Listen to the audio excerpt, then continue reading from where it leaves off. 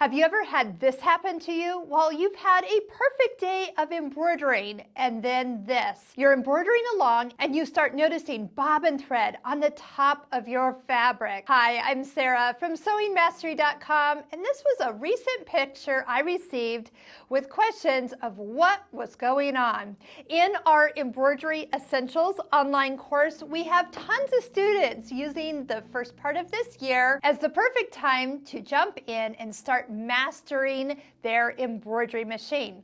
But a lot of things will come up during these first couple lessons that they've never run into before, hence why I receive photos, even videos of people asking what is going wrong. So no matter which embroidery machine brand you own, these helpful tips are going to help you should this ever happen to you. Since this picture was posted in a group, there was a lot of comments or people trying to be helpful of things that weren't actually helping. Good things to know, like, did you change your needle? Or is your fabric tight enough in the hoop? As you can see, this problem happened right in the middle of a design. It went from perfect stitching to a disaster in a blink of an eye. Now, I'm one to wander off from my embroidery machine, but if you're a newbie, it might be best to stick close and keep an eye on what's actually happening. Sometimes you can actually hear when the problem starts. I have a handful of different tips and tricks that you can check and do right there in your sewing studio before you should reach out to a professional sewing machine service technician at your local store. The first thing I want to encourage you is this is not a throw it out and start completely over issue.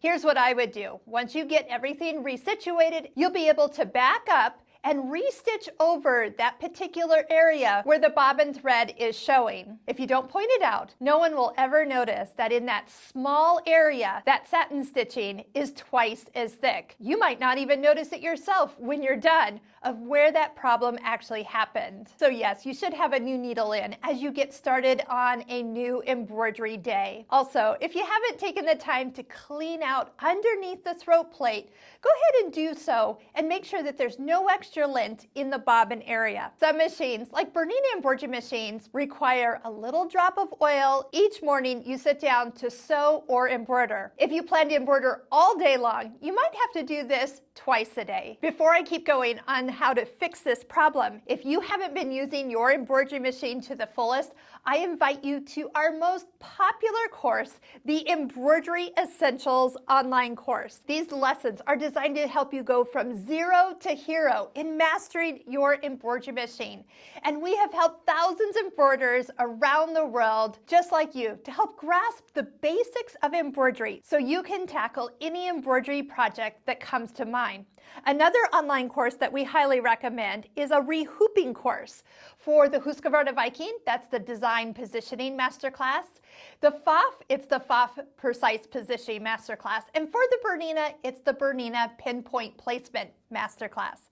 And if you're wondering which quilt is right here, this is our amazing Stitching Cosmos online course, which is going to help you master the sewing side of your machine. We usually recommend doing the embroidery class first and the Stitching Cosmos class second. So let's get back to that embroidery tension issue. So it's not really a tension problem when it goes from stitching just fine to stitching horrible.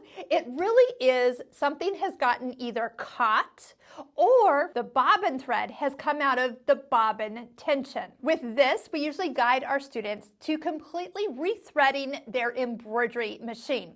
Completely take your thread off the top and rethread. Remember using kind of that flossing system as we talk about, making sure that your thread is going deep enough into your tension discs. I'm going to come back to that in just a second because I have some Windex and some paper towels that are going to help those tension discs should they need a little cleaning. Next, take your bobbin out and make sure when you put it back in that you're actually clicking it into the bobbin tension. If you have a bobbin case, just make sure that none of the threads have gotten looped around, caught on anything, and again, reconnect it through the bobbin tension along the side of the bobbin case. Double check that you don't have any threads down in the bobbin area that might also be catching and popping that thread out of the tension in the first place. For those of you with drop-in bobbins, you should notice that you always have your thread laying through the tension disc right here, and it crosses over the top of the bobbin as it travels up through the throat plate. At a glance, if you do not see that,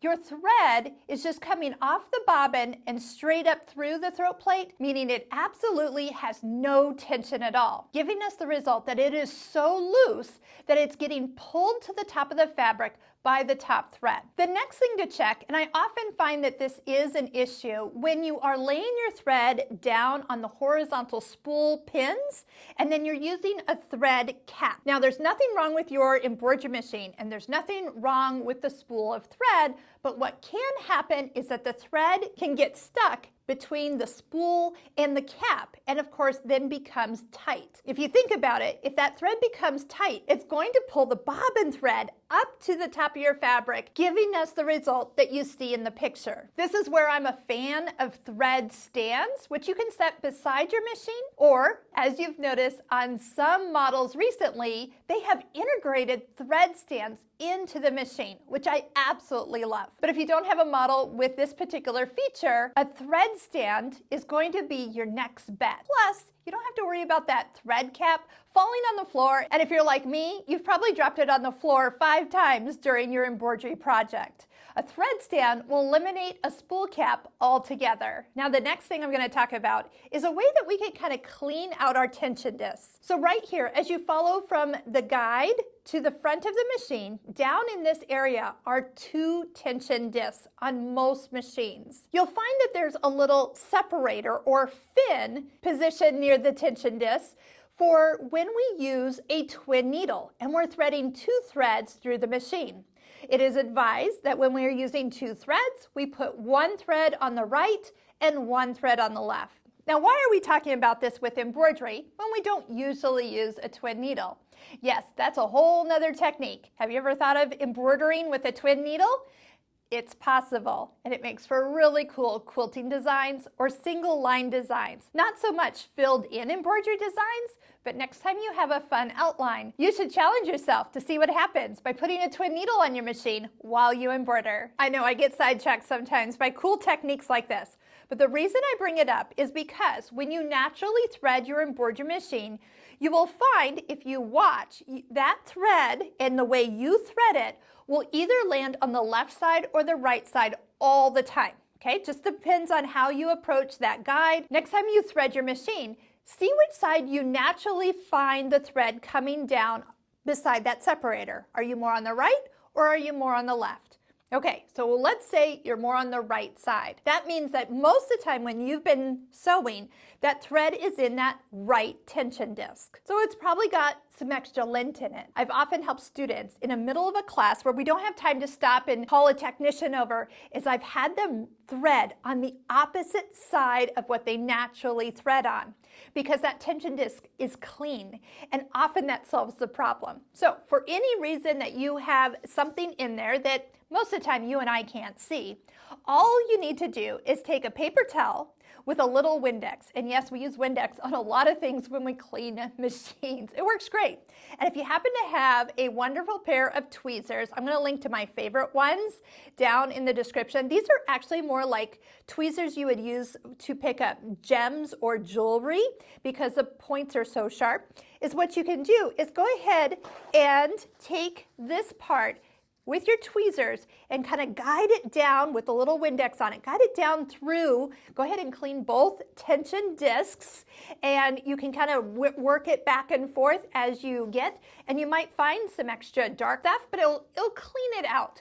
And I've found that sometimes that is an issue. I bet you're wondering what the student's problem was after we went through all these things for her to try. Come to find out, she was using a thread stand, but somehow something got wrapped around a guide more than once. So it was much tighter than it should have been. Instead of flowing freely, it was resisting and pulling that bobbin thread up top. She was even thinking that there might have been a knot in the thread or a little kink that happened to be what caught around the guide as it was working its way through the machine. Now that can happen when you're towards the end of a thread spool or if you're using a low quality embroidery thread.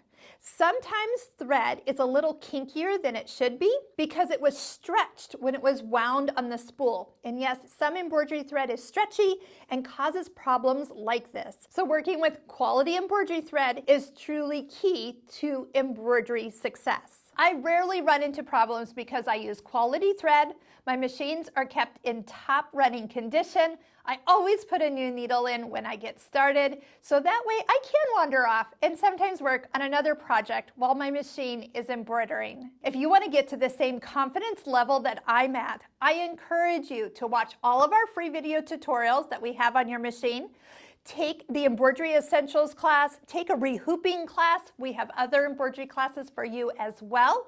And if you're wondering which courses would be right for you, you're welcome to send me an email at info@sewingmastery.com and let me know which machine, make, and model you own, and I'll curate a list of courses that are right for you. If this video has been helpful, it is customary to click the like button and the subscribe button so you can find more helpful tips from us in the future. We'll put links to a lot of our classes in the description below, and I hope to see you in class soon.